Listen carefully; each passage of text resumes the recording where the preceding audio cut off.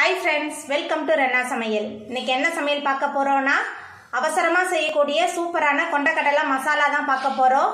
சப்பாத்தி, பூரி, இட்லி, தோசை எல்லாத்துக்குமே ரொம்ப சுவையா இருக்கும். எளிமையான முறையிலேயே இந்த கொண்டக்கடலை மசாலாவை செஞ்சிரலாம்.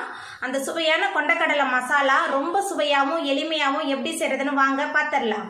கொண்டக்கடலை மசாலா பண்றதுக்கு 3 ஸ்பூன் எண்ணெய் சேர்க்கிறேன். எண்ணெய் சூடாயிட்டு இதில் ஒரு சின்ன துண்டு பட்டை, 2 கிராம்பு, ஒரு பிரியாணி இலை சேர்த்துடலாம். பட்டை, கிராம்பு, பிரியாணி இலை பொரிய ஆரம்பிச்சிருச்சு. பொடியாக நறுக்குன 2 பெரிய வெங்காயம் சேர்த்துடலாம்.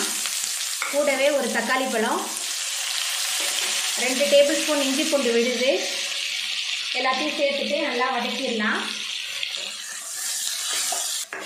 வெங்காயம் தக்காளி நல்லா வதங்கி இஞ்சி பூண்டோட பச்சை வாசனையெல்லாம் போயிடுச்சு. இப்போ இதில் 2 பச்சை மிளகாய் சேர்த்துடலாம். அதுக்கப்புறமா மசாலா தூள்லாம் சேர்த்துக்கலாம். குழம்பு மிளகாய் தூள் 1 ஸ்பூன் சேர்க்குறேன்.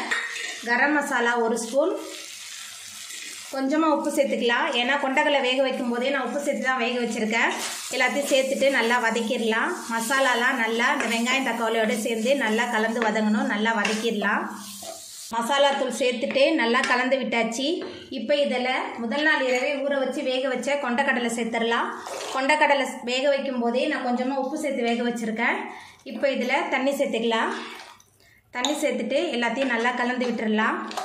தண்ணி சேர்த்துட்டு நல்லா கலந்து விட்டாச்சு. மசாலா தூள் கொண்டக்கடலை ரெண்டுமே சேர்ந்து நல்லா கொதித்து வெந்து எண்ணெய் பிரிஞ்சு வரட்டும். அது வரைக்கும் வேகட்டும்.